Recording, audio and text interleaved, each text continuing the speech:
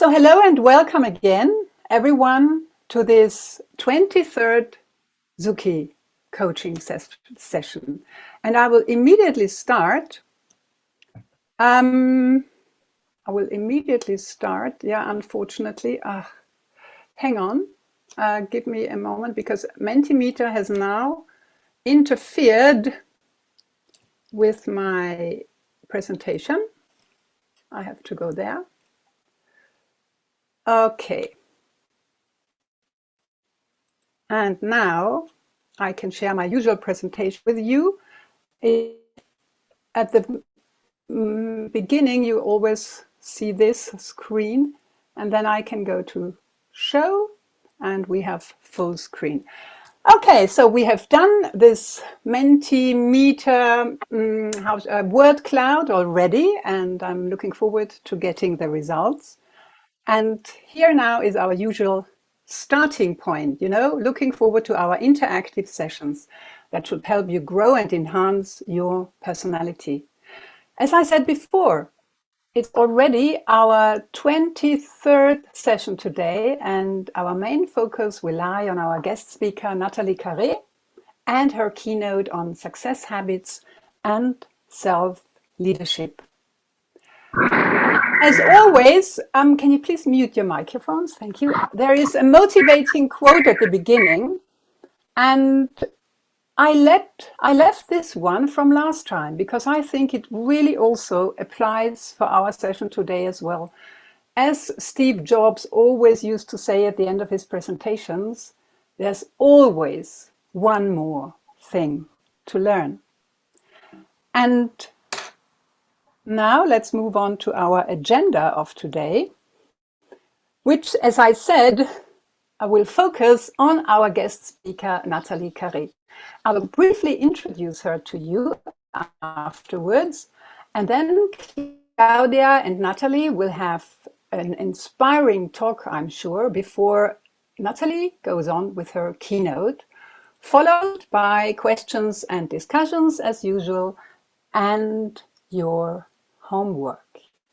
But before we start, Claudia, we have some really, really important point that we should mention, that we should bring into our memories. And this is 20 years of Zuki. Claudia, I give the floor to you, please. Yes, I wanted to point out this very, very important anniversary.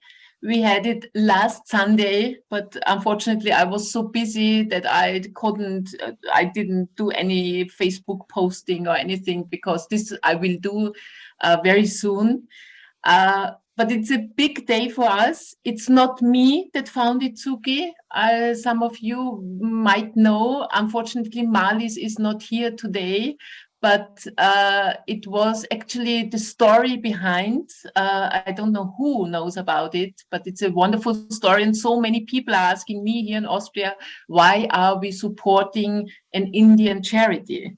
And the story was written, this beginning of the story was written in the Himalayas in the year of 2002. Their brother Xavier, he was going for meditation because he has founded the missionaries already some years ago. And there was an Austrian lady, and she saw, it was chilly there, cold, and she saw this tall man with his white clothes. Sorry. And what Luisa? And she was asking him if he needs some help, because he didn't wear socks, if he needs socks. So she was asking Father if she can give him some socks in this chilly cold. And he said, no, I don't need socks. I need help for my children. And then she gave him some money and she returned home. And he knew also her email address, and he was like emailing, sending emails nearly every day. And then she told this story to Marlies, and Marlies was the one who really took the initiative. And she said, okay, if we start with a charity in Austria helping Father Xavier, then we have to do the whole administration. We have to go there and make a real NGO. And on the 11th of September 2002, Zuki was founded. So after this meeting, this by accident of Gerhard Tanev, she was the lady in the Himalayas with Father Xavier, and now we have 20 years. And if Louise, can you show the picture again? Yes. Just a minute. I'm just okay. Yes, I will do it. I have to give Nathalie her. If it's just for a minute, because I would like to know who is on the picture, if somebody or some of you are seen there being small children. If some of you are recognizing yourself, if you see yourself, can you put up the hand or write something in the chat? Is anybody of you here gathered in the coaching seen here shown here on the picture? Who was there in the year of 2002? Some Asad? No? I think Modul is there. Modul Modul is there. Where? In the left side. Hey, where is me? I can't see myself. Downstairs, I can see left you side. only. Okay. So since 20 years, we are giving the support. And it's a big celebration for us, because we all would not be here if this wouldn't have worked out being successful. And yes, and also thanks to your efforts that you are writing so many success stories with us. So this is Moidol. Do you see yourself here on the picture? Do you? I don't see myself. Okay, so we will look at it carefully, and then. But still, I see okay. Pew and Annie Baroy and some others. I think. Java, can you please help me to? Maybe we can share the picture in our group chat. Yes, we will share it in the WhatsApp group. So this is the introduction to this very special date, which we, will also celebrate maybe with a big charity event. Let's see. And we are very grateful that everything worked out till now. And now, you are introducing our guest speaker to us, Louise. Yes, exactly. Okay, but okay, why does yes? So our guest today is Nathalie Karre, and she calls herself a people and culture manager. And what exactly that is, I'm sure you will find out yourself by getting to know Nathalie and meeting her. Nathalie founded Axeler, I hope I have pronounced this correctly, and the Academy of Fulfilled Life. And I've got this screenshot here. You see, inspiring people, changing lives. It's a mentoring program, Women for Women. And the German three claims say, your life, your career, your decision. So you see, Nathalie is a mentor in this Women for Women program. There are also further programs like Making It in Austria or the Investors Academy. And together with P.A. Straubinger and another author, Nathalie has written a bestseller here in Austria about the rejuvenating effect of intermittent fasting. And most of you know P.A., Peter Arthur, P.A. Straubinger, who joined us for 2 meditation sessions here in this Zuki coaching. And Nathalie is also a business angelina, the female form of a business angel, again, accompanying, like a guardian angel, young entrepreneurs on their way to success in life and in business. Nathalie, I do hope I have introduced you correctly. Any amendments or additions you can then, of course, do yourself. Good. So now I would say the stage is yours, Claudia and Nathalie, and I will stop the screen sharing here and give the floor to you. So Nathalie, thanks so much being with us and taking your time for your guests for our session. We know each other for quite a few years. And you have supported Zuki since we talked the first time about it. You immediately took your sponsored child, signage. She's now a young lady who is with us. And I think we can learn a lot also looking or getting to know more about your way or your story. So we have so many young people here who are attending college. You, in your life, you took it was not so easy to find the right decision, which way to go. So can you remember about your decision, which college to attend? What point made you decide then on sociology, which you studied? Yes, hello to everybody. Thank you, Claudia, for inviting me, and also thank you, Louise, for organizing everything. And I know it was not so easy because it was quite, we had several opportunities to chat with each other till we had finished everything, because I was pretty late delivering. Sorry for that. But I think we made it in the end. And also personal hello also to Shiners. It's great that we are in one room today. And to your question, Claudia, yeah, for me it was not so easy because I knew that I wanted to study and to challenge my brain even after school. But in the beginning, I didn't know what kind of occupation I'm going to take, when I'm grown up. And so I tried to take a first decision, to start with something. And I had my study was you mentioned sociology, and the second aspect was communication science.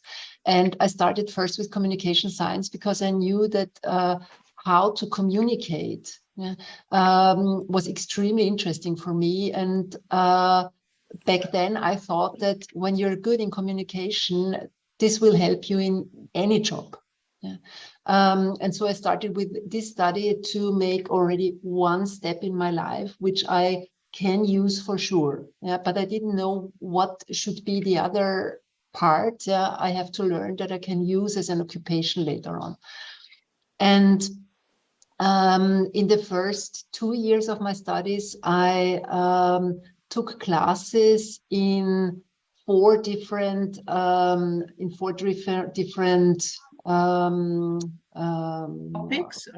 Yeah, it's Fields. Studienrichtungen. Yeah, study fields. Yeah, because I wanted to find out what is interesting for me, because I always knew I have to study something which really touches my heart and I'm fascinated by, because otherwise it would need so much energy for me to learn, and it would be much harder for me to work in a job compared to a field which I'm really motivated and engaging. And so it took me 3 semesters till I found it, and it was sociology, which is the science about systems, like groups, group dynamics, like organizations, and also about societies.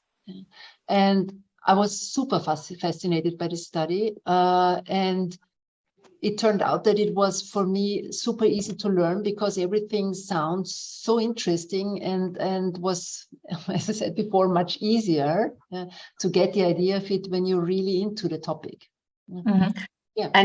And I want to, because we were talking before, having a short pre-talk, and you told me that there were some, I think you had some fields where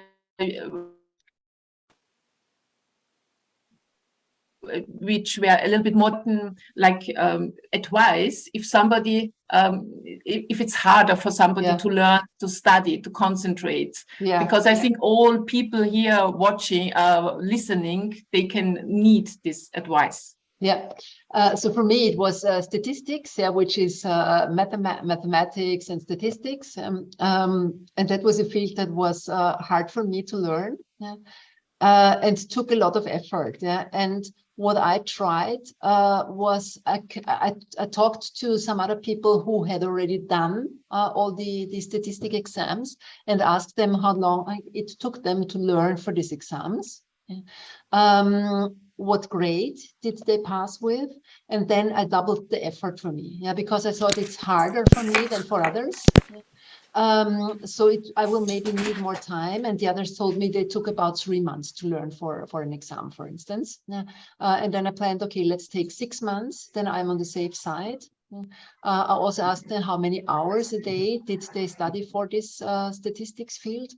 And I took the same amount, but for a longer time.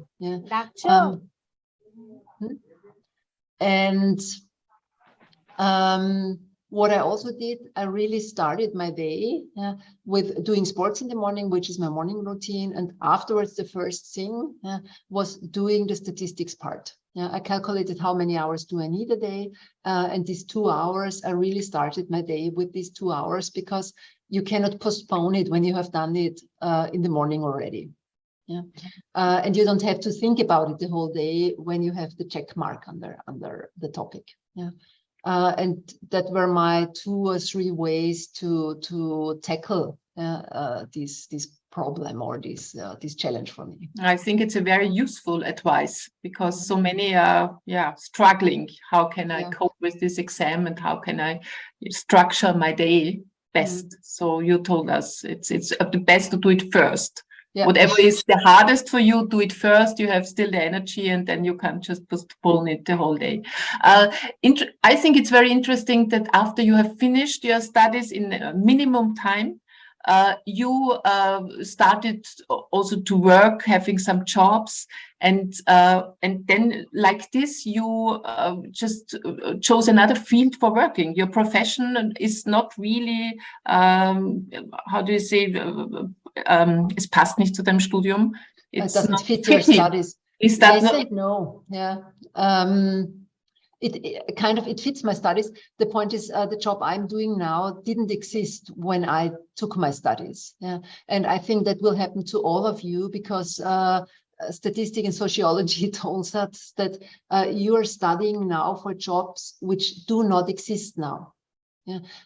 Because the working field is changing so quickly, and all the dynamics are so fast. Meanwhile, all the VUCA world we are talking about, that I guess all of you will have jobs in 10, 15, 20 years. We don't know now about these jobs. And that happened to me the same way. So I started the first 10 years working in advertising agencies as a consultant. And later on, after 10 years, I changed and did some more courses for about 2 years to work as a people and culture manager. And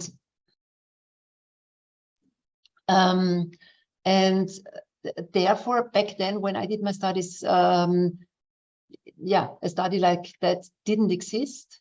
And on the other hand, people and culture manager means I'm working with companies and leaders that they can manage their company in a better way regarding how do people feel in this organization, how is the culture of the organization. So it's not about economical numbers, it's about how to manage the company, that you have a good culture with each other, that you are a team together, that people are healthy in the organization. So it's more about the people.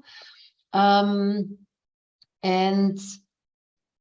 when I'm working with leaders, communication is the main tool for leaders. It's the only way to express what you want from your employees. So therefore, communication science is a very important aspect. Also, organizations, companies can only talk to their employees via communication, knowing how communication works, what systemics are behind communication processes is for me very, very helpful. And also regarding sociology, how social systems are working is super important when you're working on organizational dynamics. So I could use a lot from my studies, even if I did not know back then that these knowledge will help me in a job. I didn't know that exists. So whatever you learn, it's useful in some way.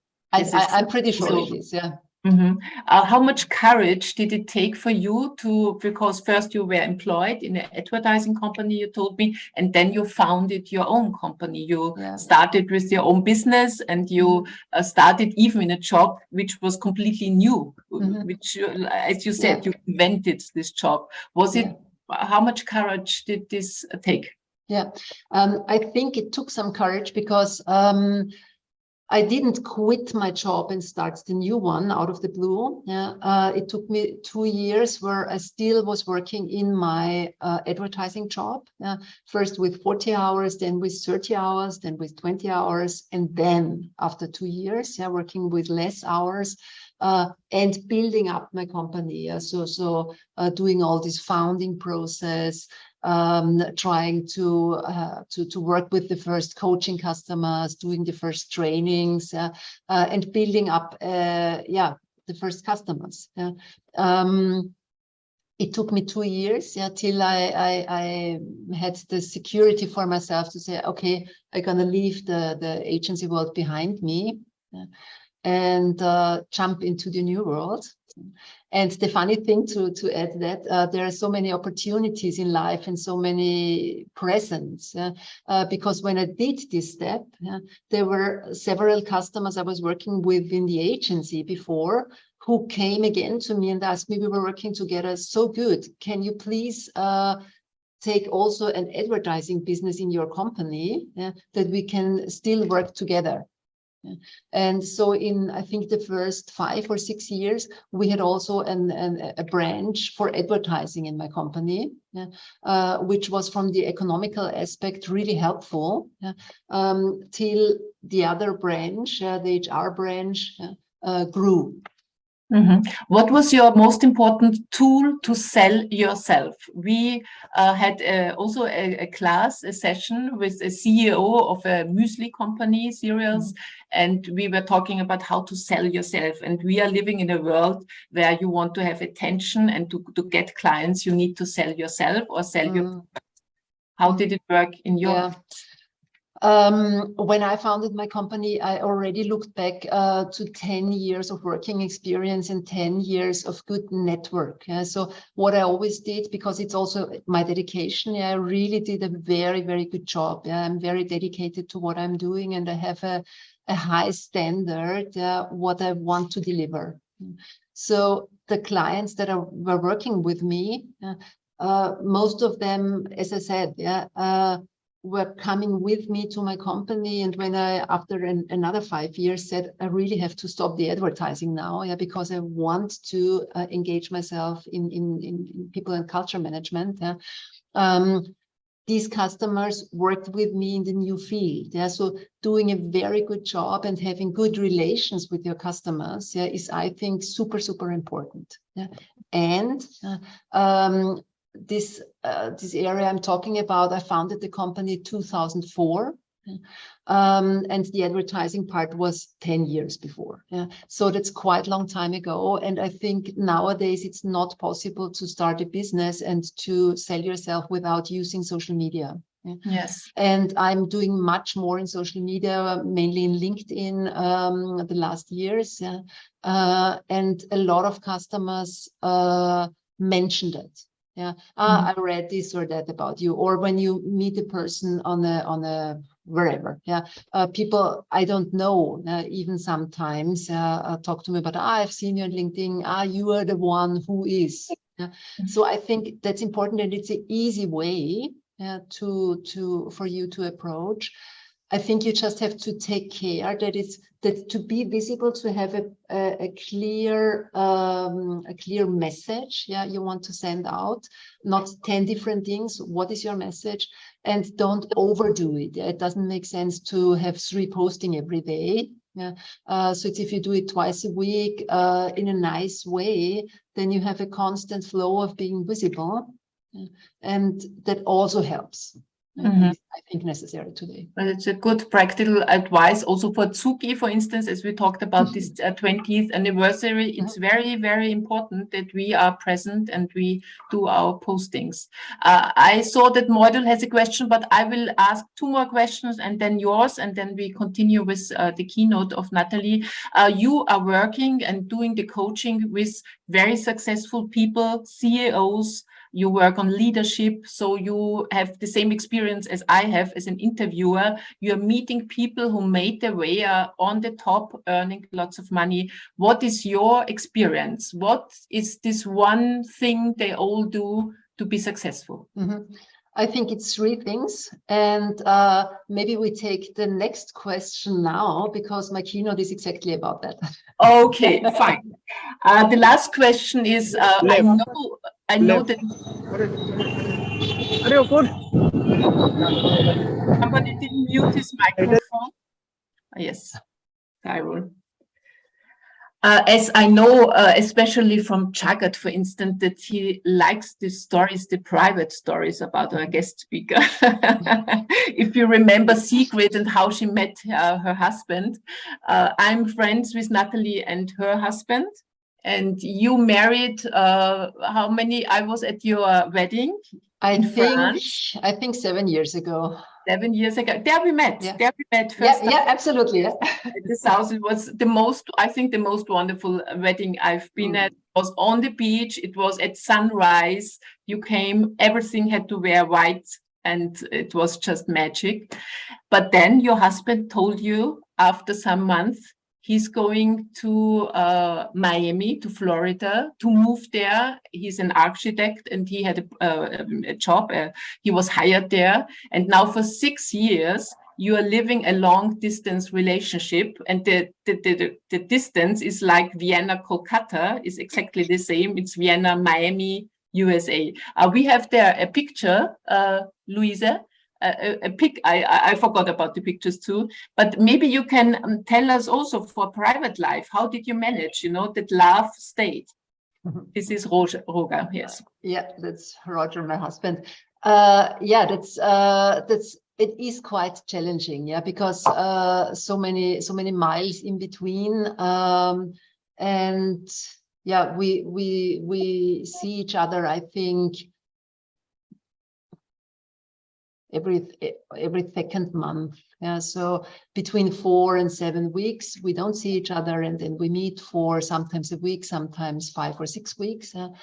And it is super challenging. Yeah, I think it is necessary that you have that both, in this relationship have a commitment to each other and to this relationship, that both really want to make it happen. I think that's the foundation. Yeah, you need a lot of trust. Yeah, because you don't see each other for weeks, and you really have to trust each other that the connection, will stay as it is. And secrets. Yeah, I think you cannot do that with every person. Yeah, because I, of course, had other relations before. Yeah, I met my husband when I was around 37 or 38. And I think he's the only one I know, or the only person where this is possible for me. Yeah. Because we are so attached to each other and kind of soulmates, that for both of us there is no other option. Yeah, and of course you think about in these 6 years, maybe I should choose another person. Yeah, but on one hand you are married, which is really a huge commitment for us. And on the other hand, we are so attached to each other that there is no other person. Yeah, so you have to deal with this situation. Yeah, and there are moments where it's easy, and there are moments where it's hard. And of course, we are super happy that there is FaceTime and WhatsApp, so we talk to each other twice a day at least. And we really try to update us every day and stay in contact, and to really use the time well when we are together. and not using the time for, I don't know, blaming each other or something like that. That when you're together, that you really support each other, that you give each other good feelings, and that you enjoy the time with each other. Yeah, which I think is good when you do it in any relation, short or long distance. Thank you, Nathalie. Louisa, maybe you can show the pictures of Miami, and there is also one showing me and Nathalie in Miami in front of a graffiti. If you see that. I'm curious now. I was visiting you. Didn't you get it? Okay, then no problem. This is the one on stage where this is the best-selling book that Nathalie wrote with P.E. Straubinger. Many of you know, he was our meditation coach some months ago. And it's really a long seller and incredible, successful, the book you wrote about fasting. And okay, the Miami pictures, obviously. Oh God. Moidul, you wanted to ask a question. Let's do this before Nathalie is starting. Short question. Moidul, you were writing in the chat. Yes. Hello, Nathalie. Hello, Moidul. Can you hear me? Yes. Hello, Nathalie. We are really thankful that we are getting your time. Thank you so much. And we are really happy to get you in this session. My question was like, while you were working in your company, when did you get time to work for your company, to build your company? Yeah, that's, I think, a very, very good question. Yeah, because in Austria we have we work for 40 hours a week in general, and then you have time in the evening and weekends. Yeah, which was the time in the beginning, in the first year I used for that. Yeah, and I think therefore it's so important that it is something you are working for that you really like or even love. Yeah, because it's so much time you are investing. And for instance, if I would have had children back then, I think it wouldn't be possible. Yeah, because there are only 24 hours. Yeah? But I had a private relationship back then, and the man I had the relationship with, we were founding the company together. Yeah? So we could spend time together in the company. So I had to work for my job, and afterwards we met in the company, and we had our relationship time in the company. That made it much easier for us. Yeah? And then I saw that on one hand the income increased in our company, and it was difficult to handle the time. Yeah? And therefore I started to decrease the hours in the agency, first 30 then 20 hours, to manage that. And you can do that for a certain amount of time, I don't know, 1 year, 2 years, 3 years, yeah. But you really have to take care about yourself, that you don't burn out in such a situation when you're working so much, yeah. And on the other hand, when you're young, yeah, I think it's really worth the effort, yeah, because when you're using not 40 hours but 80 hours during each week, yeah, then you have the double momentum to boost your career, yeah, and it's your personal decision. Yeah. And I think it's always important to check, how am I? Yeah? Is my energy still full? Am I using healthy habits, yeah, to keep in a good energy state and in a good health state? So to manage yourself is, I think, super important in such a phase. And I know that Nathalie is very disciplined on her sports exercise discipline. You're doing sports every morning. You go for either running or you go into the fitness center doing some or some yoga, or even a walk, or swimming, or whatever is possible. Yeah? And for me, it's so important to, and I think that's also something I would like to share with you. Yeah? Sticking to your habit. Yeah? And if I don't have time for sports, then I use 5 minutes, and 5 minutes are always possible. 5 minutes to stick to my routine. And normally I do half an hour, 40 minutes. And if I don't have time, or if I am not healthy, yeah, then I go for a 5 minute walk to tell my body the first in the morning is sports. If you don't have time, it's only a short amount of time, but you stick to your habit to make it happen. Okay, thank you. And let's listen now. We are very curious to your keynote speech. Thank you. Thank you, Claudia, for all the questions. I think we could always talk for hours. So good that we meet this evening. Yes, To absolutely. continue. So, okay. Good. So, do you see my presentation, all of you? Yes, perfect. Okay. So, successful habits and self-leadership, how to take responsibility for my success in life. Claudia told me that you have already been working on your personal goals, what is important for you in life and what do you want to reach. And I think having clear goals is super important because you focus your energy on to this goal. And I think that's one precondition to really become successful, when you really have your energy towards what you want to reach. And what I would like to share, and that was your question before, Claudia, what are successful people doing differently? Because I'm really working with a lot of successful people, and of course they are struggling every now and then. And my job is especially on these aspects of struggling, because people come to a business or private coach or personal coach when they have problems, challenges, don't know how to handle situations. So of course, every one of these successful people have a lot of challenges and problems. The difference is how they deal with it. And one, I think, really important aspect is how you think about when you see these successful people, and you think, that's a lucky person.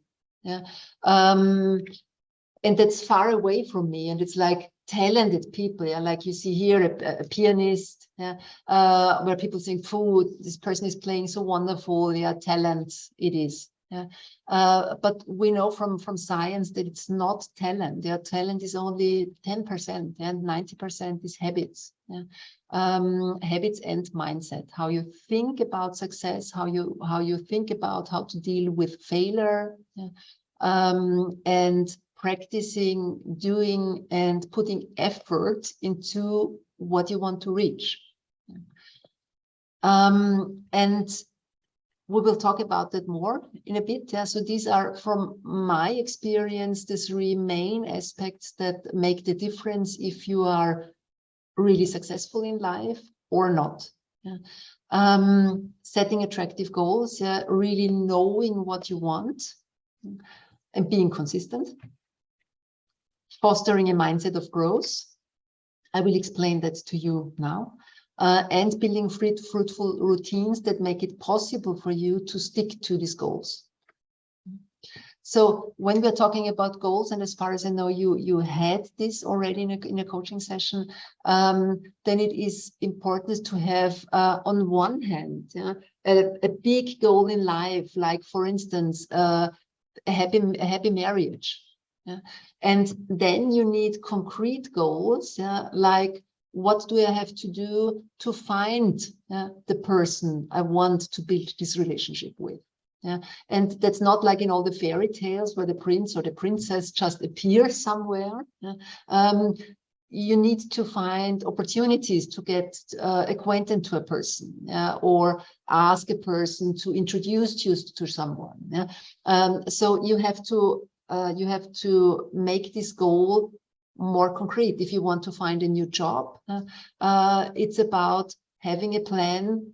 The job, for instance, take my example, my first jobs I wanted to do in advertising. So the big goal is I want to work in advertising as a consultant. And the clear and concrete and small steps are, okay, I have to write to companies. And therefore, I think it's important when you are applying for jobs, to see this way of applying for a job as a job itself, like using our 40 hours a week to apply for jobs. Not only writing to one company, having a concrete plan. Okay, today, how do I use my 8 hours to get the job I want? Searching for companies, I can write to, searching the person, I can write individually to this person, not only dear HR team, who is the person I want to send this letter to have insights into this company, that I can write my motivational letter specific for this company, and not only having overall, I want to apply for a job and I think I'm the right person. So why do you think you're the right person for specific this company? And bringing down what are the single steps. I have to work on my CV. I have to work on my motivational letter. I have to use my network. Maybe they can give me a recommendation. I have to go over my LinkedIn profile. I can ask people to give me a recommendation on the LinkedIn profile, and so on. So there are many small concrete steps that contribute to this higher goal. I want to get a job. And the more precise people are, the easier it is to reach this vision or higher goal. And what we know from psychological studies, that when we have goals with concrete plans, it increases the efficiency up to 40%, which I think is a huge difference. The study they did, they asked students to do homework over Christmas, and one group had to write down when exactly are they doing this exercise, and the other group was just please do it. And the first group had 40% higher rate of people who were doing the exercise and also had better grades. So this concrete plan really makes sense for people. And when you are formulating your goals, I strongly recommend to do it in a positive way, goal-oriented way. Why? We do what we think. This is an experiment where people were asked to hold a pendulum, like you see here. And in the first group was asked, please hold still. And the pattern you see here came out by holding the pendulum still. And then they asked the people, please don't swing sideways. And then you get this pattern. So you clearly see it's the same result, holding it in a certain position. But when you tell your brain in a positive way what to do, hold still, you get a different result, a more on the point result compared to don't swing sideways.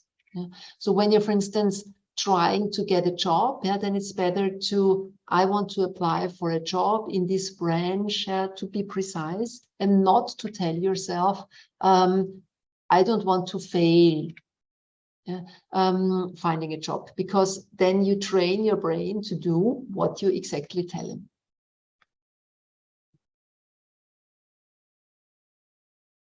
So always use the positive way to formulate your goals.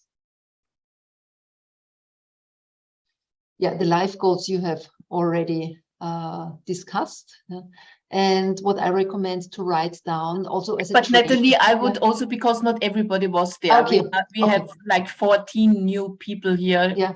So yes. Yeah, okay. Yeah.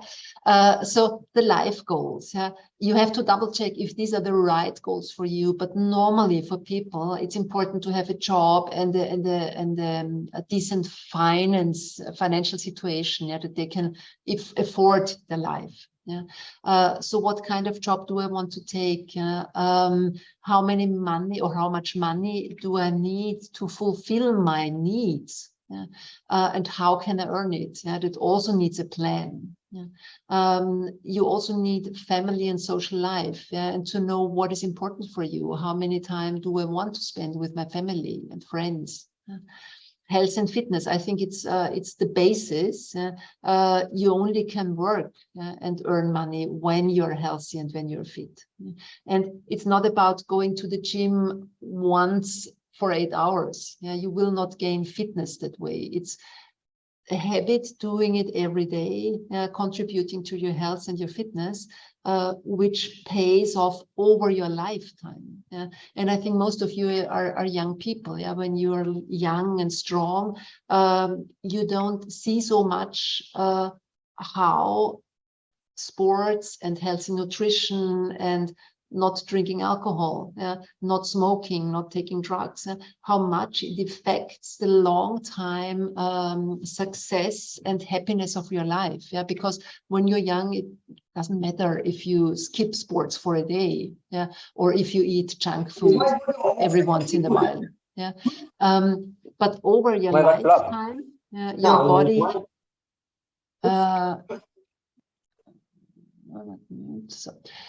Over the lifetime, your body has a memory for all the good things and also for the bad things. Yeah, so health and fitness is really the basis for being healthy and successful in your 40s, in your 50s, in your 60s. Yeah, when you're 20, you can your body is flexible. Yeah, but later on you will see the difference.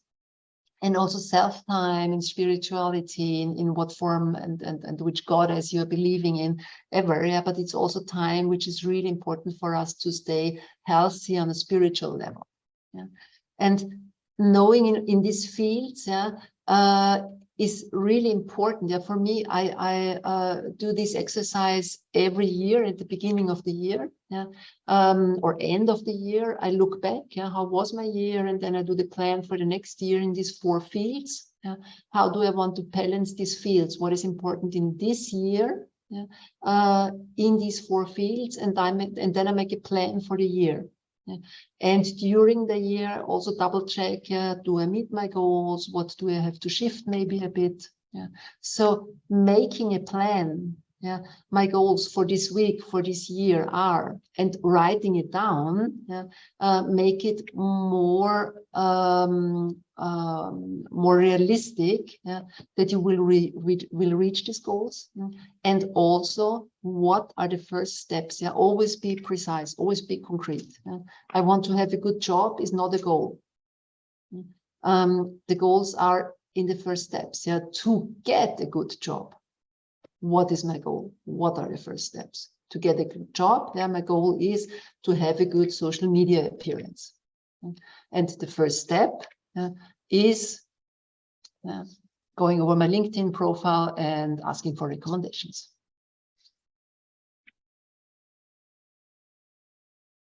So setting attractive goals is, I think, really the basics, because you can only go into a direction where you know, yeah, what the direction is, and therefore you need the goals. And the second is the so-called mindset of growth. What is it? We will spend a bit of time on that. We have two different mindsets, so-called growth and fixed mindset. And what we know from brain research, that people react differently to feedback, when they have failed at the task. So when you have a failure or are for instance, bad grades at school, even if you have learned for this exam, you have different reactions depending on your mindset to this information.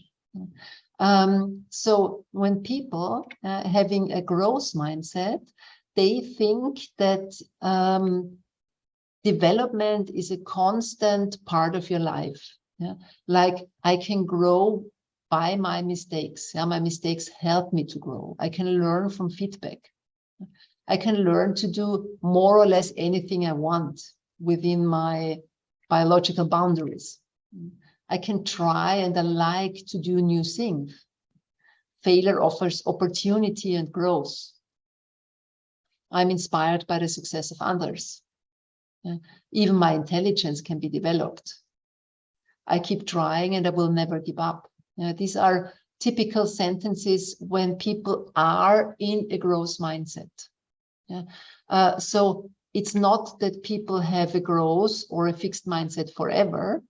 It's a state of mind and we are shifting. So all of us have this growth mindset in their brain and also have a fixed mindset. And it depends if you are in a situation in growth or in fixed mindset, how you will tackle this situation. And the fixed mindset, then you think like, I stick to what I know. Yeah, I am good at something or I'm not. Feedback and criticism is personal. I don't like it. Failure is the limit of my abilities. Yeah. So for instance, if I get bad grades at my statistics, yeah, here I would think, okay, my mistakes help me to grow. What are my mistakes? How can I do better? I have maybe to invest more time to get better in it. Fixed mindset, bad grade. Okay, I don't like the professor because he gives me feedback and he criticizes me. He's a moron. And I cannot do it, so I will not learn any more statistics because I'm not talented in statistics. Yeah? So when you're in the fixed mindset, you think about, I don't have the talent for it. And here you think about, I can do it, I have to invest more effort. And I will go a bit deeper into that because I think that's really important, how much you will invest in learning and growing during your life. Yeah, maybe you ask yourself what puts us into this fixed mindset. Yeah, as I said, yeah, we have both mindsets, and normally we will. What puts us into this fixed mindset is criticism, disappointment, when we are exhausted, when we have too much on our plate to handle. These are aspects that bring us into this fixed mindset. And what helps us to be in the growth mindset is like being gentle to yourself. Like, okay, sometimes we are doing mistakes, sometimes we are not successful, but that's in the moment now, and tomorrow is another day, and tomorrow I can learn more on this subject, tomorrow I can invest more.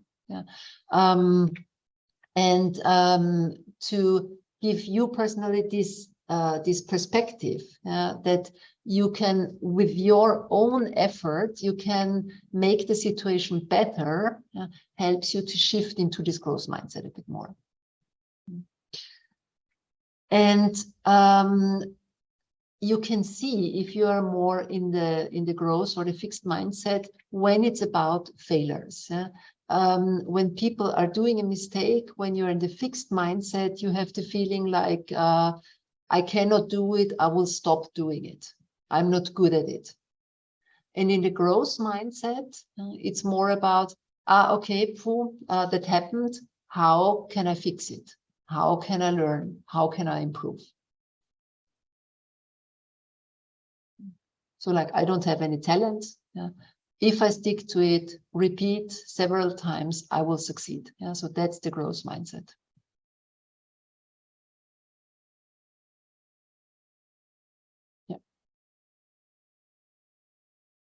It's also about which tasks do we prefer. When we are in the fixed mindset, we are more into tasks we know already. For instance, if you learn to play a music instrument, like playing the guitar. In the fixed mindset, you're always playing the same piece because you know it already.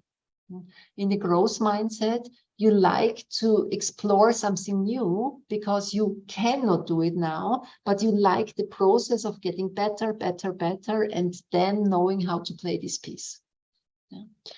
So growth mindset prefers new tasks where you are challenged, where you learn things. And fixed mindset prefers what you know already to repeat it.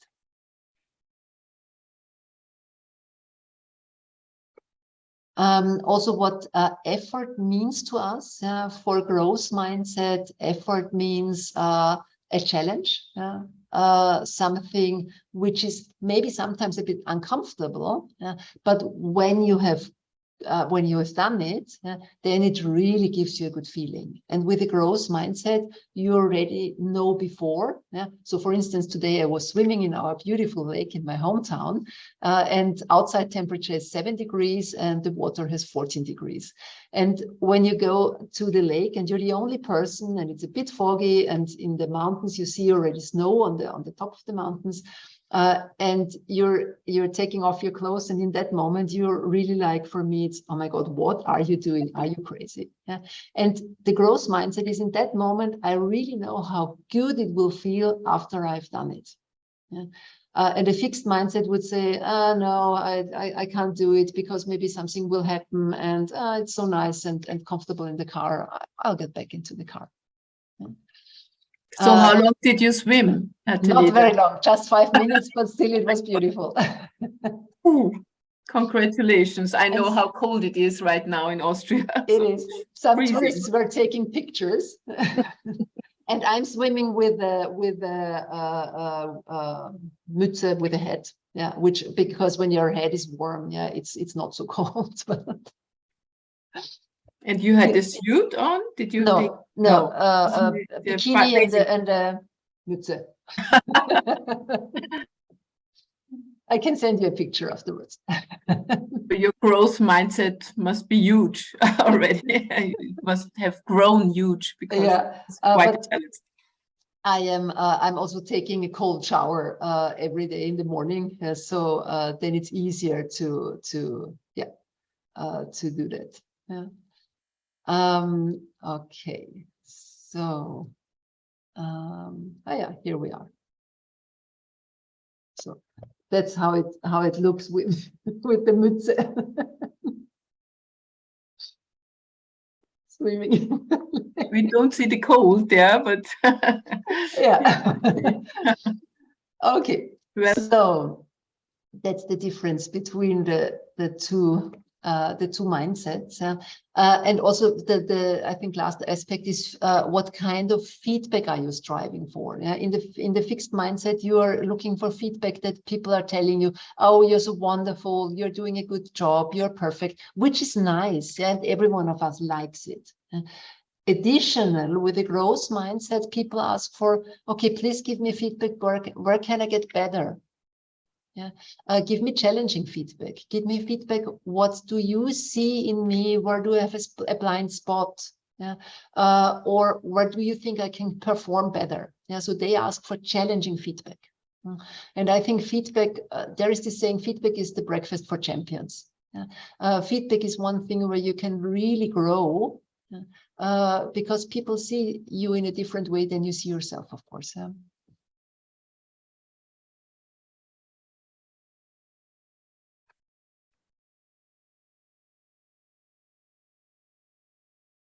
So, building fruitful routines is the third aspect. We had attractive goals, concrete, precise goals, having the mindset of growth, to stick to your goals and to always tell yourself, okay, I can do better. If I do and invest more, if it's important for me, then I can grow. And routines are kind of, what are the routines in this process? What really makes you faster on one hand, and also what makes it possible that you really can reach your goal over a long period of time. Yeah, like I said before, regarding health and fitness, that's the daily contribution for a lifetime success regarding staying healthy and staying strong. Yeah.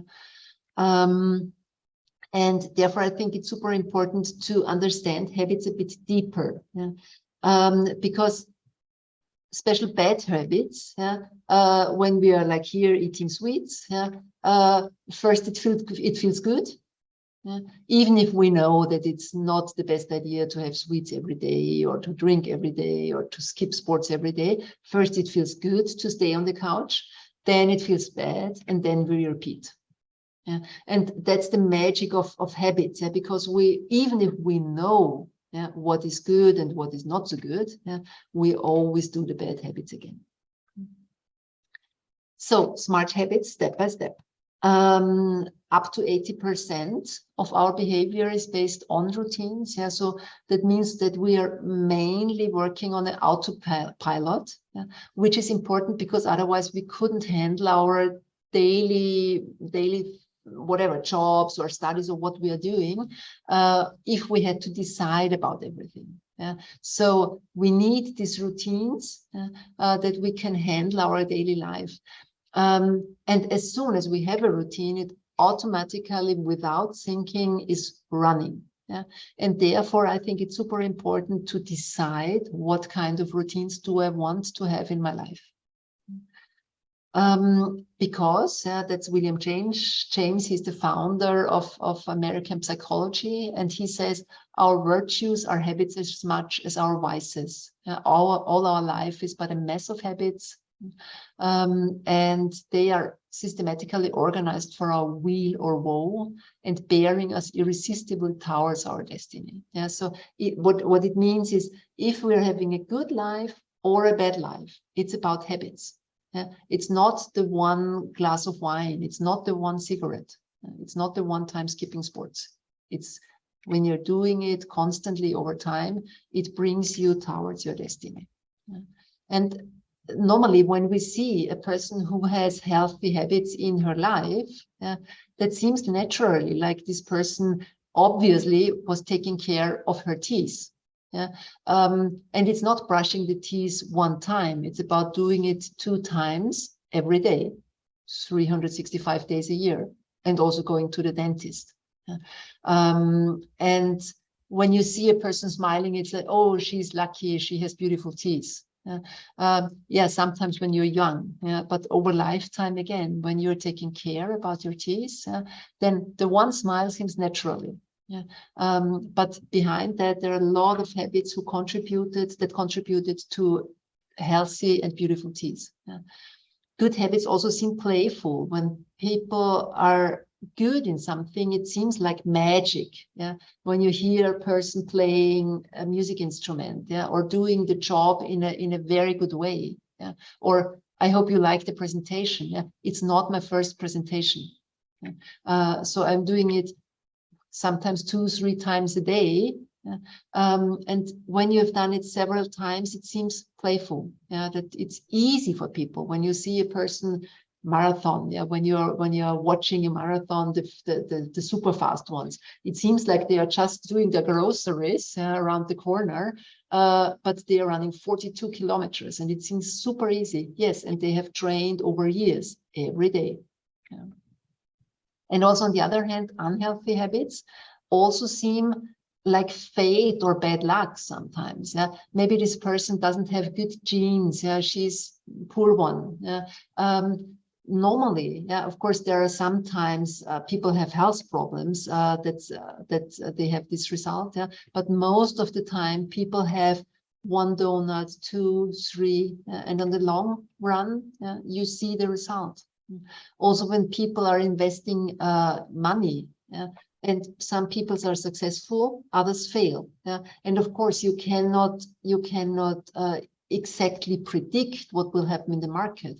But when you invest your time every day, so when I'm working with startups and as a business Angelina, then I try to tell the people, use your time to know the markets, to know where economics is going. Yeah, and that's not, even when you use 10 hours in one day, you don't get the big picture. You have to invest your time every day. Yeah. And if you say for yourself, money is the most important thing for me, I want to invest in the next years, and I want to get financial literacy, then it's not about reading one book. Then it's also about having good habits every day, 10 minutes, half an hour, an hour for this topic. Yeah. And also here, have a goal. What do I want to reach? What do I need therefore? And then having the routines to stick to this goal every day. And not, as we know it probably from beginning of year, New Year's resolution. And yeah, I think you know it from social media, that the big resolutions change over the years. I like the 4, be Yes, nicer to my wife. Now Try to be ex-wife. she became the ex-wife. Yeah. So being consistent, and maybe I do this part very shortly. How do habits evolve? No, I think I skipped that part, because I think I have something more interesting afterwards than our brain waves. Because any habit can change, and any pattern can be disrupted. So we can really change a lot with our habits by changing our habits. But also every habit can come back. So even if we, for instance, you mentioned sports before, when you start to do some sports and you manage to implement a good new habit, then it also might happen that you lose this habit again. And what contributes to losing a pattern is not knowing how long it takes to establish a new routine, which is 12 weeks, 84 days, to do something constantly to establish a new routine. That means if you're not so used to learn for your studies, it takes 12 weeks, which is 3 months. But you really have to take care that you learn every day, at least some minutes, to get into this routine, and to make it an automatism. And also to know if you skip a routine once, the likability to do it again the next day is -5%, which is not so much. But when you skip it the next day again, then the likability goes down to with another -40%. So it's really very fast that you lose a new routine when you skip it. So being consistent, even if I mentioned it before with sports, even if I do only 3 or 5 minutes, it tells your brain, this is the routine in the morning. This is important. If you're applying for your job and, for instance, you don't have time on this day because your family needs your help, then invest at least 5 or 10 minutes in applying for a job that you know, okay, that's my daily routine. Yeah, and then some more, I think 5 or 7 minutes. How can I foster my success habits? The key for it is self-discipline. And I will give you now some more insights how you can increase your self-discipline. And what psychological studies show, or psychological science shows, is that self-discipline is more important than intelligence for the success and happiness in our life. If people are self-disciplined, it really contributes more to our life success. And if you have time afterwards, I can send you the link. There is a very nice experiment on YouTube, the so-called marshmallow test, or if you just type marshmallow test into YouTube, there are very cute videos. They have done tests with kids in different ages, and they asked the kids to, they received 2 marshmallows and they asked them to resist the marshmallow for a couple of minutes. And if you resist, first they received 1, if you resist to eat the marshmallow, you will get a second one afterwards. And it's really cute to see how the kids try to not to eat the marshmallow. By singing, by looking somewhere different, by smelling and putting it back. And what they found out, it was a longitude study, that means study. That means that they've measured it over 25 years. And then was a second one even longer, to see how these kids perform. And the kids who were self-disciplined, who were able to delay this gratification, they were much more successful in life. They had nicer relations, longer relations. They had better grades at school. They had more friends and more stable relations in life. They were healthier. They earned more money. So it was in all aspects of life, they have been more successful. And yeah, self-discipline is a learnable skill. How can you increase it? You can increase it by making plans.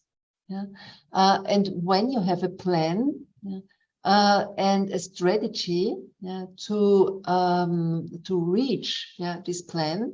For the kids, it was in the study, they resisted 17 minutes, the kids who had a plan, and those who didn't have it, some of them only resisted 1 second. So the plan is very important. And also to care for good sleep, especially in your studies or when you have important phase in your job, because it's interesting, discipline and willpower are best when we are fit and rested. That also means in the morning is the best time to apply for your jobs, to do your studies, because then your willpower is strong and it's easy for yourself to invite yourself to do what has to be done. Also to focus on the big picture, on our goals, because then we can think on the reward. Then we don't think, oh, now it's so exhausting to do my studies or to do my sports. The big picture is, okay, when I've done it, I'm strong to do whatever I want to do. If I invest now in my studies, then I have good grades and then I will get a better job and that makes my life easier. So focus on the big picture. Resist stress, because stress weakens our cool systems. The cool systems help us to make plans, and we neglect healthy routines and constructive behavior when we are stressed. So resilience training, which you have already done, is helpful here. Sign a contract with yourself. I'm going to increases your success rate up to 45%. That's a funny one. Having a clean desk or a clean home helps you to be more disciplined. I don't know why. After I've read this study, and it's years ago, I started to make my bed every morning. I don't know if it helps, but I'm doing it. Setting realistic goals, because also over-ambitious or too many goals hinder us. So one after the other. First things first, we have talked about that. Start your day with a step that brings you closer to your life goals. And you cannot postpone a job or learning session you have already done. First things first is, I think, very important. Also to avoid temptations. You cannot eat chocolate you haven't bought. That's true.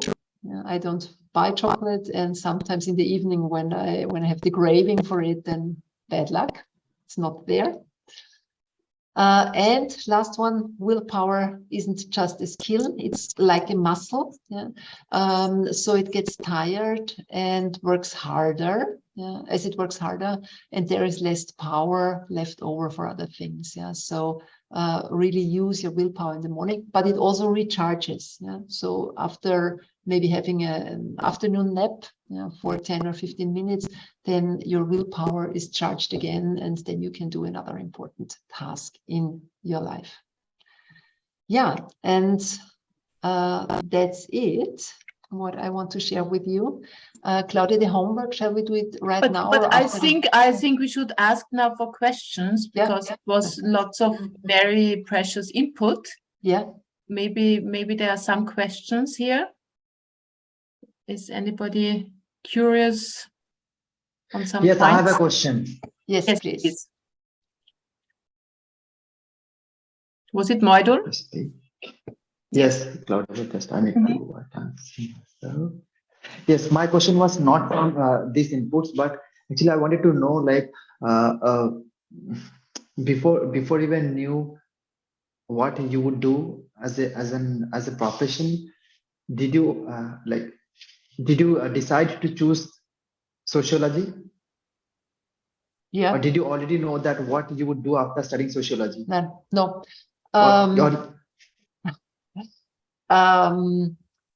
For me, it was really a super coincidence. Yeah, I had no idea what I'm going to do with this study. Yeah, because as I said before, the job I'm doing now didn't exist when I did my studies.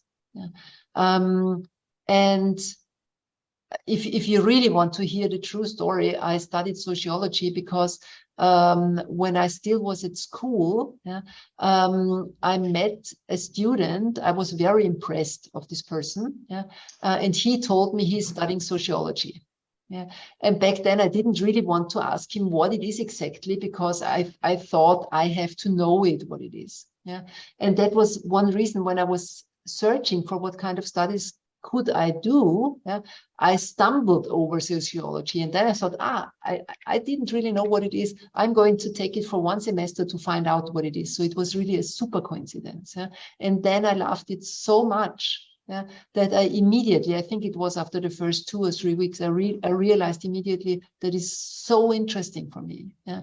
And during my studies, Claudia mentioned it, I did it in less time, yeah, than you normally do it, yeah, because I was so interested in the topics, and I was really kind of eating the books. Yeah. But to your question, Model, I did not know, yeah, when I choose the topic what I'm going to do with it. Yeah. Which I'm not sure if I would recommend that. Yeah. I think it's two sides. Yeah. I think it is important to like what you're doing. Yeah, I would not recommend to study engineering if you want to work with people, yeah, and you're not fascinated by machines. Yeah, so I would generally take something which is important for me and what I like.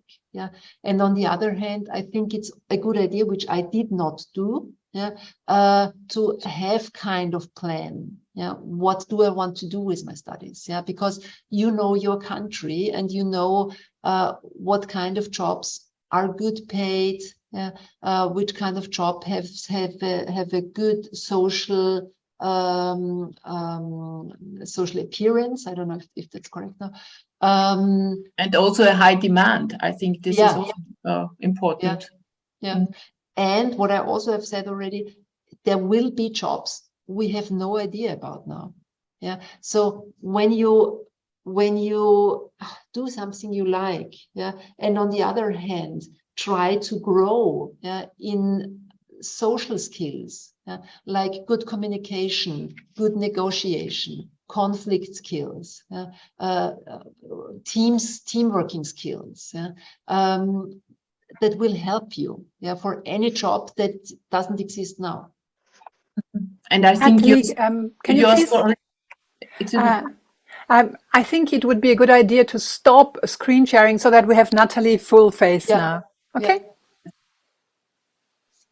Yeah. I think, Nathalie, your story also shows that it's worth, for instance, just doing a job and also find on the job, then especially which field you want to go. Because I think so many are planning something, but life goes a different way. And if you make lots of job experiences while doing, you feel if it's the right job for you or profession for you. So, for instance, I have done a lot of jobs during my studies and also during school time. Yeah, I started when I was 13 to do the first small jobs. Yeah, but still, because in Austria it's not allowed to work that age. Yeah? But even though I did it, because you get so many experiences. Yeah, I did really various jobs. I was working during my studies in a research institute. I was doing interviews. I was working in a hotel as a waiter. I was working in sales. Yeah, I was working as a golf caddy. Yeah. So it was really when there was an opportunity to do a job and earn some money, I always did it because I always thought, okay, there is something I can learn. I see a new company, I see new people, I see how people are doing it. And often there is a new opportunity which you didn't know in the beginning that you will find it there. Mm-hmm. So does anybody else have a question? Claudia, I have a question. Jagat, please. Good to see you back. So many of you I didn't see now for a long time. Okay, if you have means growth mindset, means if you are working in a particular field, means obviously you will walk in that particular field every day, and if you walk in that particular field, you will obviously earn success. What means, you don't think means it also have a disadvantages, means maybe you are working with chemistry and you are bringing success, means working for 10 days, and if you would have worked in biology, means that amount of success maybe you have brought in 2 days. So I don't means you don't think that it is stopping you to switch, when switching, if you want to, if you would have switched, then maybe biology would have worked, but since you have a growth mindset, you don't want to switch and you want to practice in that particular field. So I Did you understand, Nathalie? I think it's a very good question. You want to Maybe- say if you're willing to tackle challenges, maybe Yeah. you stay on the wrong track. Yeah.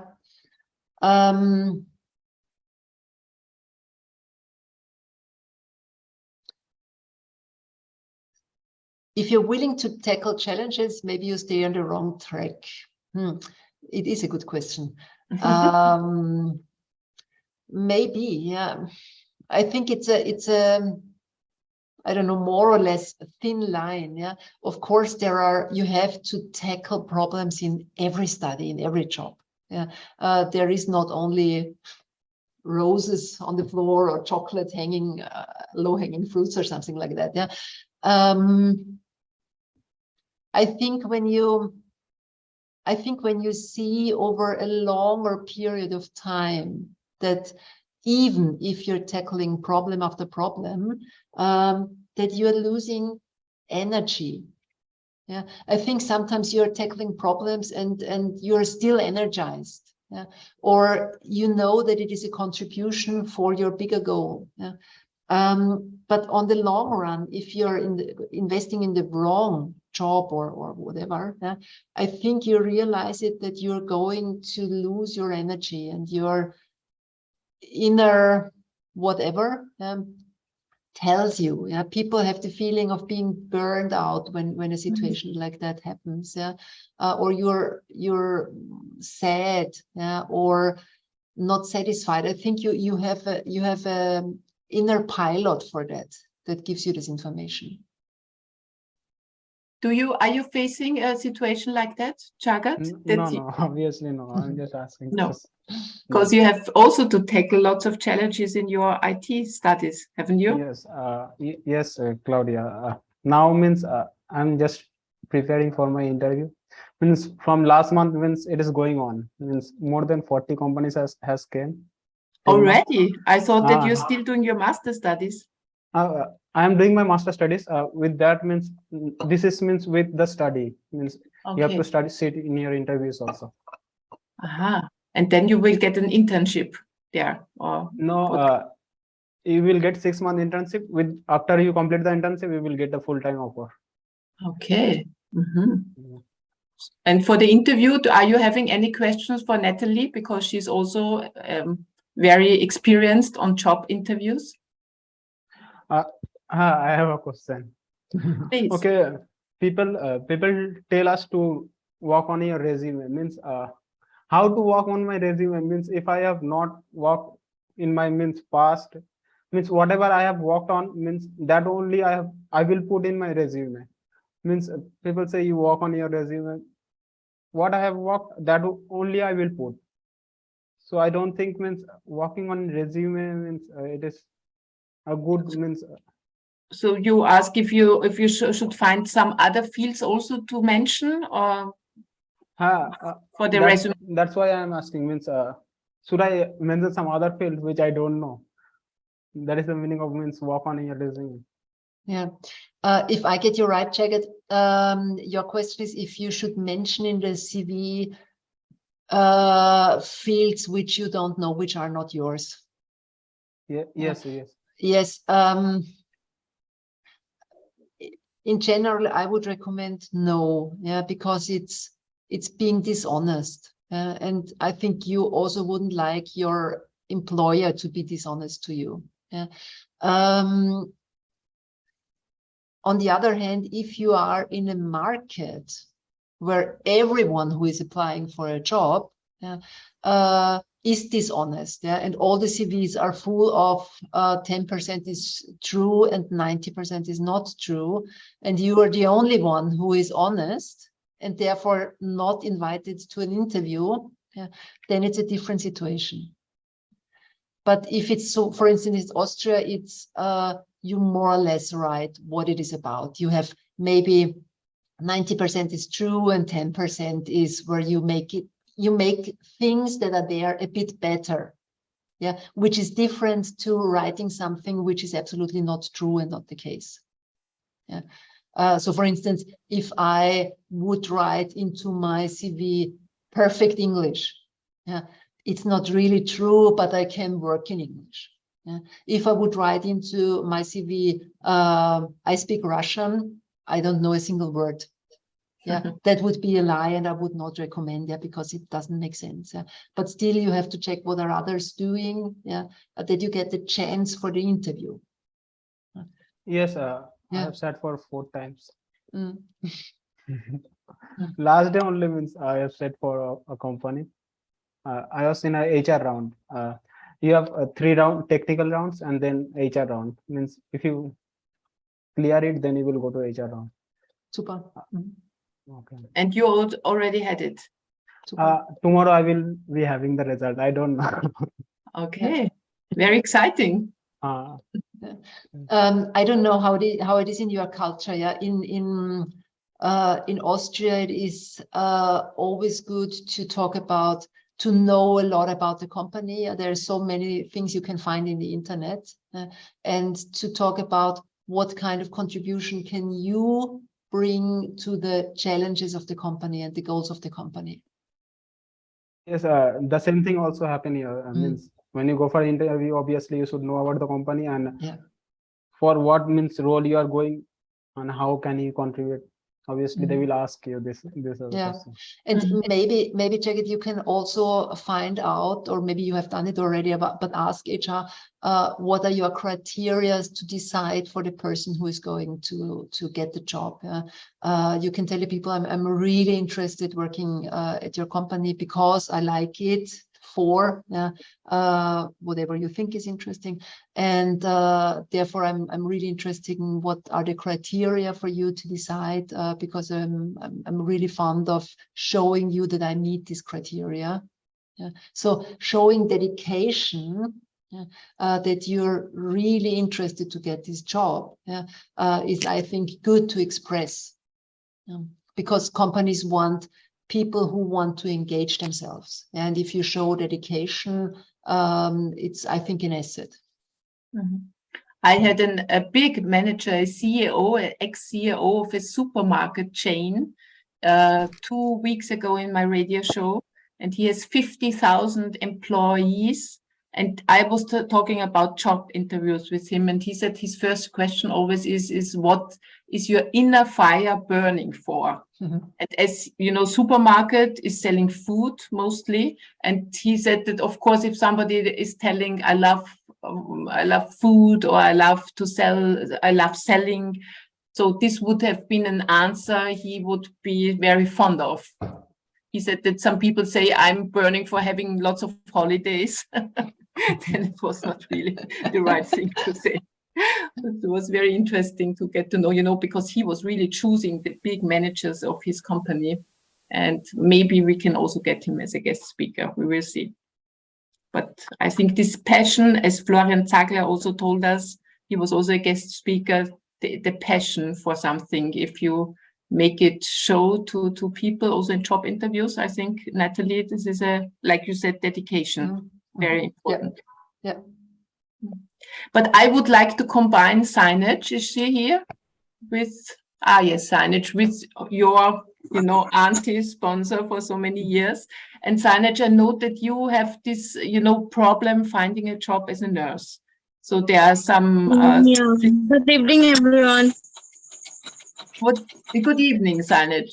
Maybe... Good evening, Sainaj. You can tell a little bit about, what are the obstacles, and we can talk about it in this growth mindset, which challenges you have to overcome And maybe Nathalie has some advice.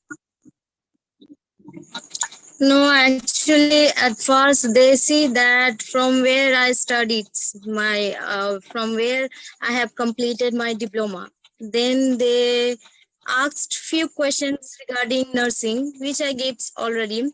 But then they asked me to show experience certificate, which I don't have because I'm a fresher now. So in every interview, I told them that I'm a fresher. So if you are offering me less salary, it's okay for me. But I need to I want to work from general to then casualty and all. Then they said that some few people said that when we will have the vacancy, we will call you. Few people say that they don't have much place for the freshers now. So I'm waiting for, and tomorrow I have a job interview in one of the eye hospital in Kolkata. They called me for interview. So I don't know what will happen tomorrow. Mm-hmm. But how do you get to know about these job offers? No, actually, I go there and I drop my CV to them, and then sometimes I meet the HR department. Then few HR they take interviews, and maximum they said that you can drop your CV to the CV box. Then maximum people said that you are from Bangalore, so we can't hire you now because we have lots of students from West Bengal. No, so that is the problem. And as I don't have reference, at first they means in every hospital and nursing home they called when they call for interviews or when they call for taking the CV, they at first they asked me whether I have reference or not.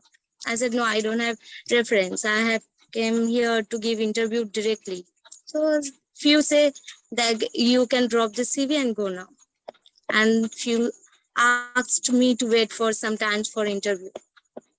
So Nathalie, did you understand the problems? They ask for experience, but she is new. She's a fresher. So is there any input you can give her? Yeah, she has to get experience somewhere. Yeah, one is getting experience, but Janice, don't you have experience? You were active during the COVID crisis. Yeah, in COVID, I cannot got the chance to complete my internship. So I don't have experience now. So I'm fresher now. Last year I completed my diploma. So this is the problem. But the internship, you couldn't finish it, but you started it. Yeah, I started for 1 month, but I couldn't complete due to COVID. Then I would try to or recommend to ask for a recommendation for the 1 month. Yeah, because then you have a recommendation. Yeah, they don't ask for the recommendation for a internship. They ask for any recommendation. So try to get the recommendation for this 1 month, and then you have a recommendation. And you need one more thing they need. And the second thing is I would try to get. I heard it's not so easy, but still trying to ask even more than you're doing to get experience. And experience can be also for a couple of weeks, or maybe you can just watch. Yeah, so if a company doesn't have an active job, maybe you can just gain experience. Yeah, maybe if you tell people that you are really dedicating to work as a whatever you're searching for. Also in an aged home, people in a home for aged people.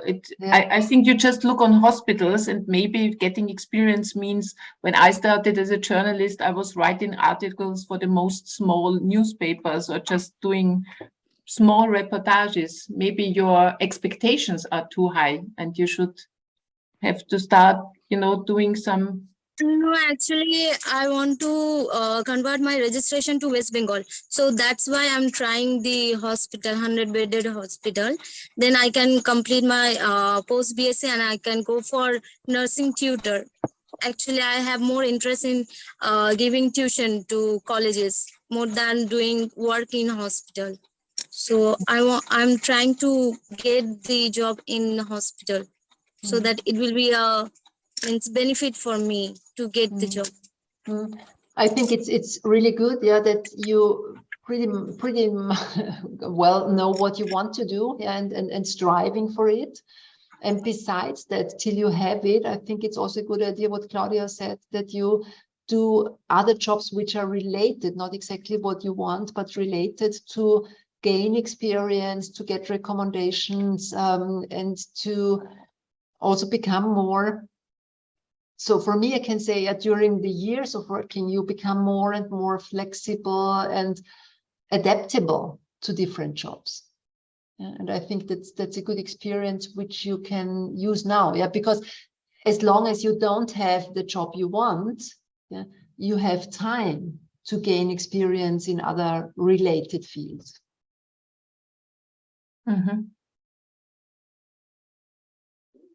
Yes, I'm with Nathalie. I know that India works different, but you know, if I have a plan for a profession and it doesn't work out, I have to work on the plan B, because I think that what you have in mind doesn't work out now for many months already. So maybe you can adapt it, I think, or should.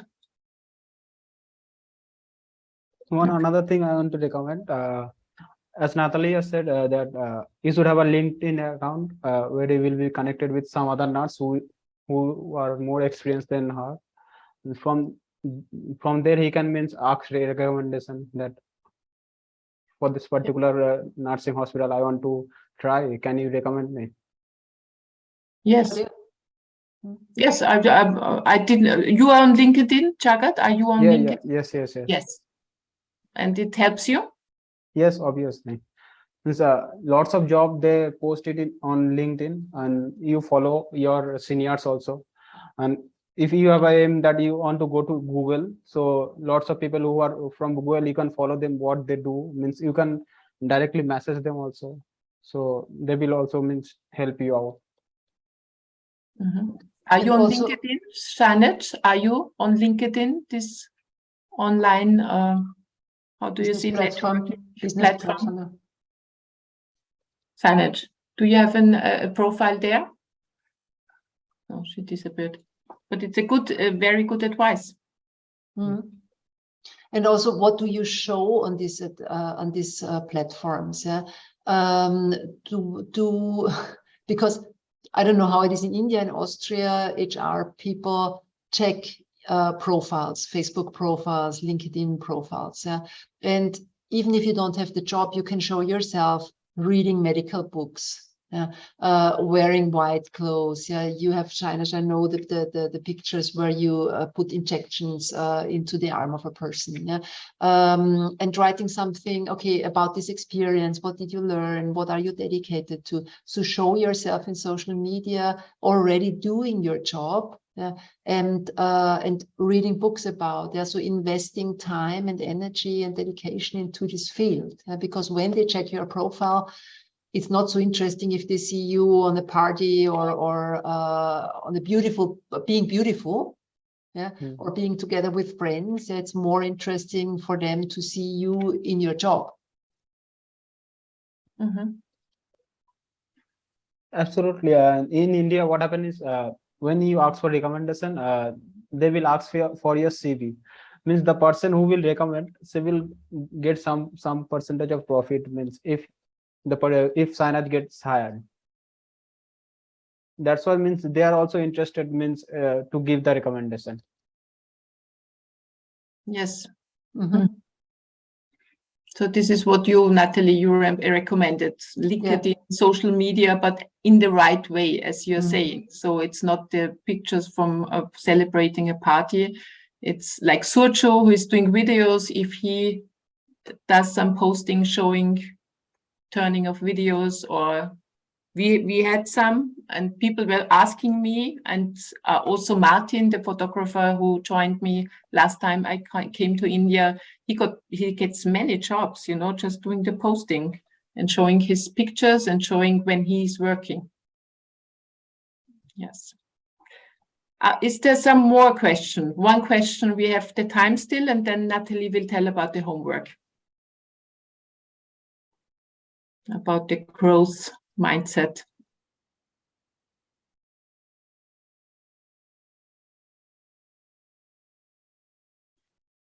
Okay, then Nathalie, we continue with the homework.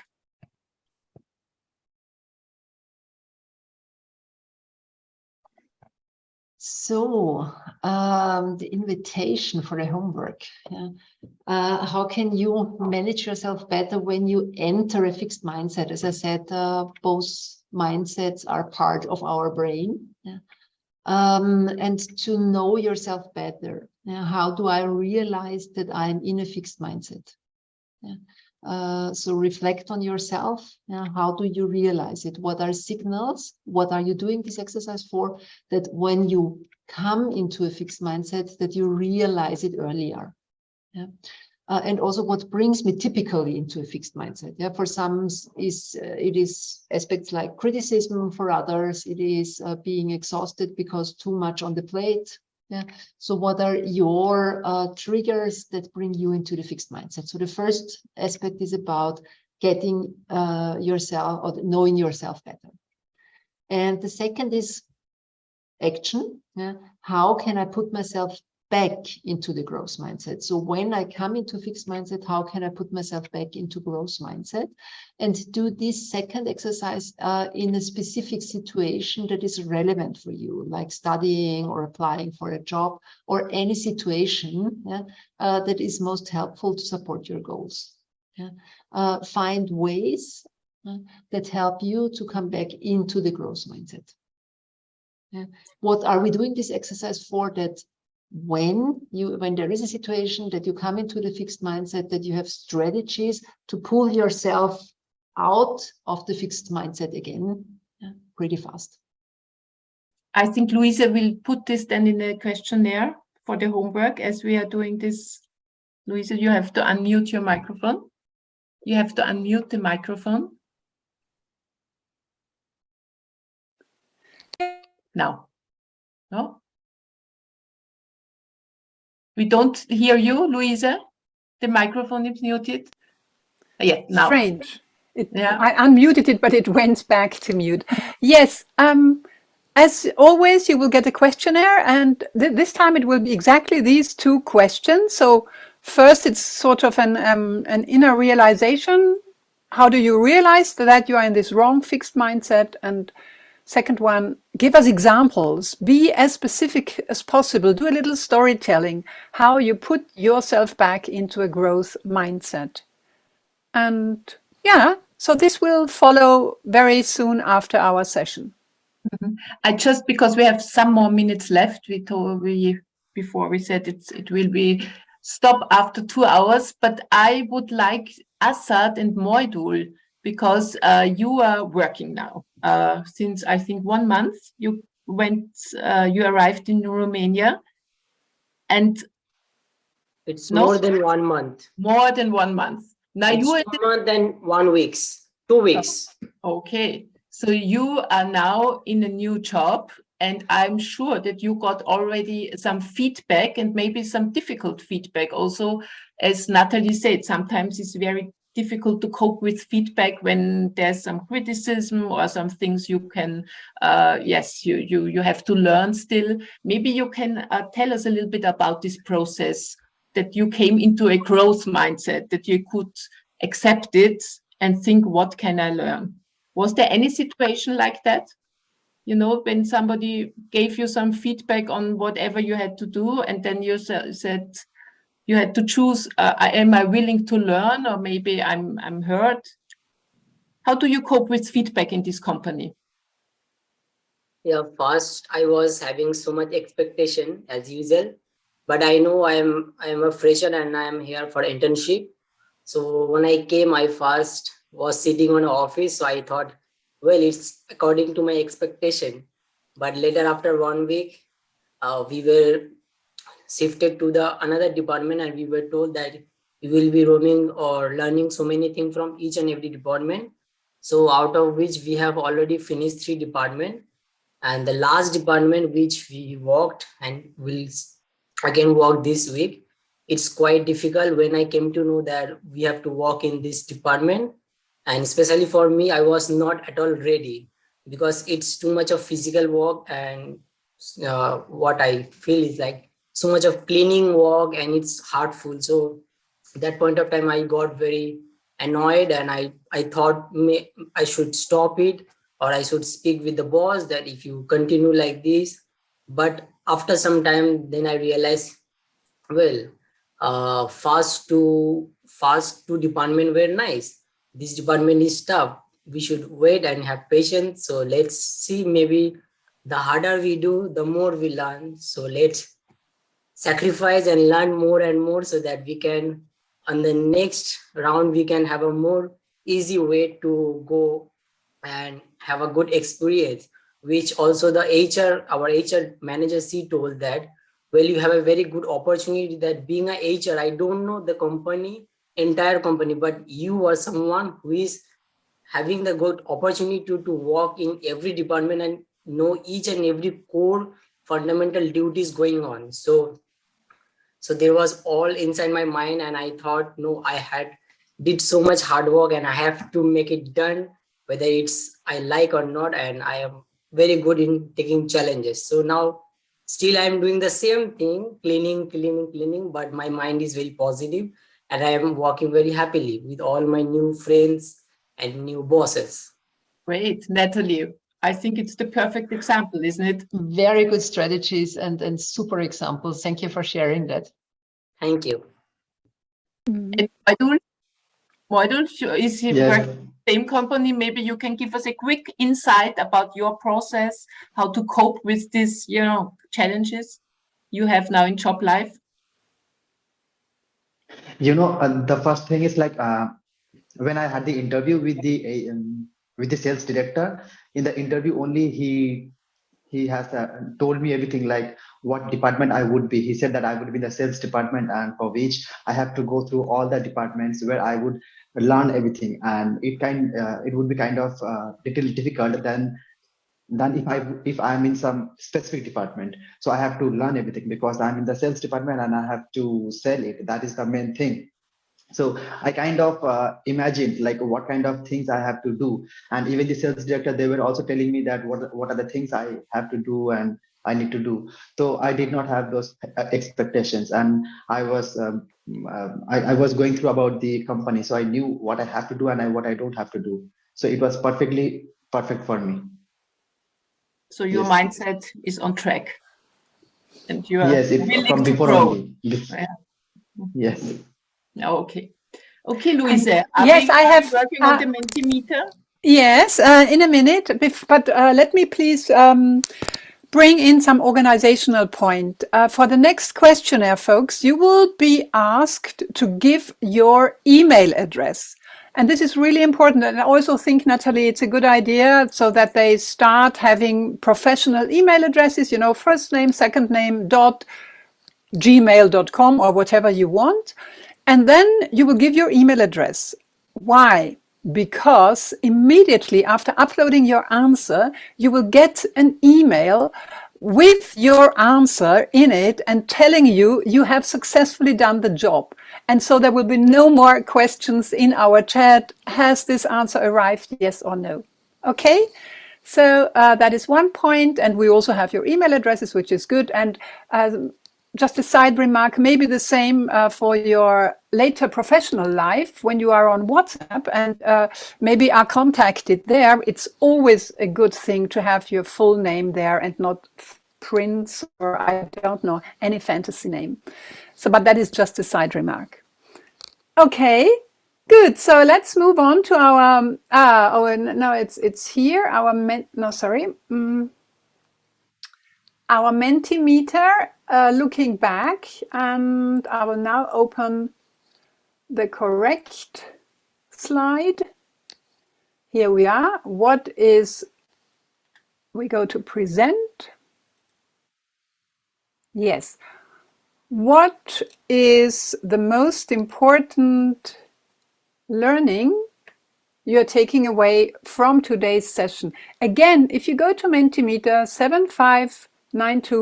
75920433, it should still be there. And yeah, let's see. I cannot. We fill in sentences or what? Yes, there is room for sentences today. What is the most important learning you're taking away? There are two already there, one saying good and the other one good but tired. That was from when I, mistakenly presented that. But it's now working too. You have, okay. So I will let you join.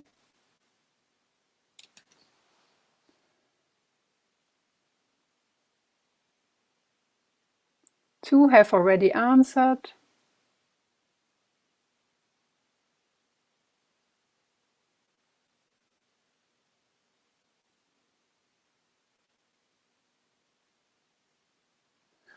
But in fact, I think probably I'll stop that and I'll just look it on myself because it might distract you.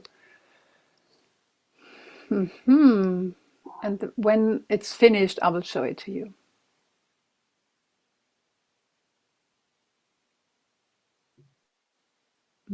So in the next session, Nathalie, we will then talk about the homeworks.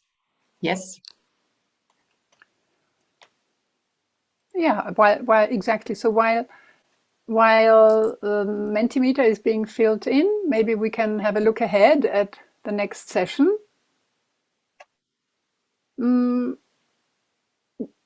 Because I will not be hosting the next session because I'm booked on that day, but Marlies is going to do that.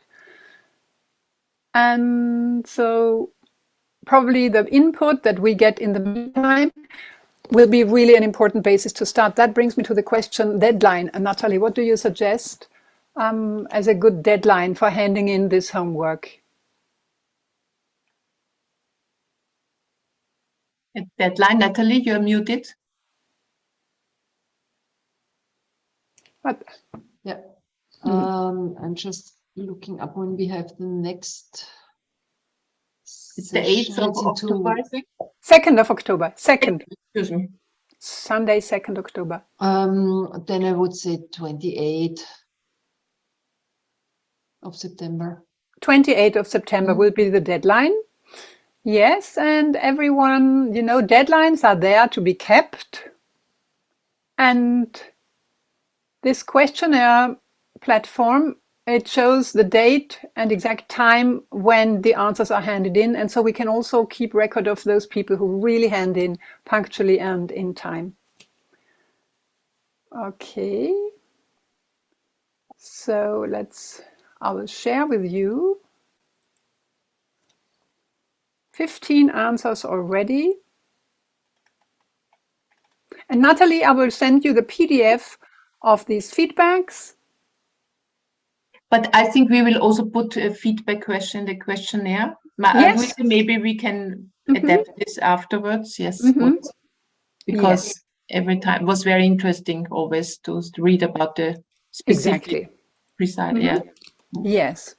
So super, good timing. That means in the questionnaire there will be the 2 homework questions and 1 feedback question where you write down the learnings you took away from today's session. And also room for questions. If you have questions for the next session, I think this is also the place where you could ask them. Good. So Nathalie, wow, I'm really impressed. Thank you so much for giving us this really valuable input. Swallow the frog in the morning. That's what I took away. I heard that somewhere, and I think it's a really, really cool tip. And also the power of words. I will remember this: hold still versus don't move sideways. Because I think, Claudia, there have already been some sessions where all those parts of the puzzle already have appeared, and now, Nathalie, you have really brought them together and given them a frame, which is cool. And the mistakes are friends metaphor, which I I'm really fond of. Good. So, Claudia, for me, I now say goodbye, and I would like you to be the one who closes the session. And then, can we, the three of us, then stay? With Meg, yes. And Maggie, of course, and Ella, all the German speakers, can they please stay here after our Indian guests have said goodbye? So, all the best from me to you.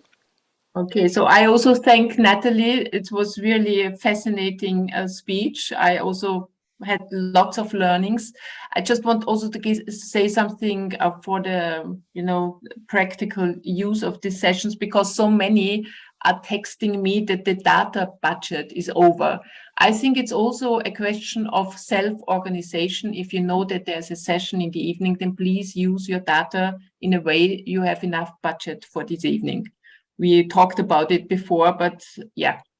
So this is also part of life. You have to get organized for what you want to do or achieve in life.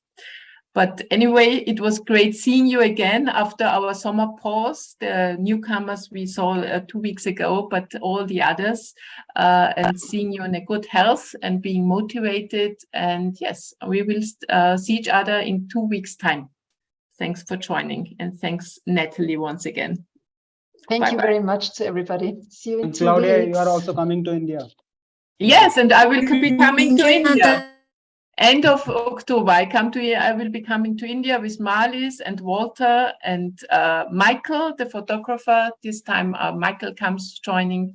And I think I have already many dates, because so many already I told we will meet. So I have to get organized also for this 10 days. And I'm looking forward very much to meet you again face to face and to share our lives and our experiences, and yes, to keep going. After 20 years, we are still running with you on our side, and you being the next generation of missionaries and Tsuki.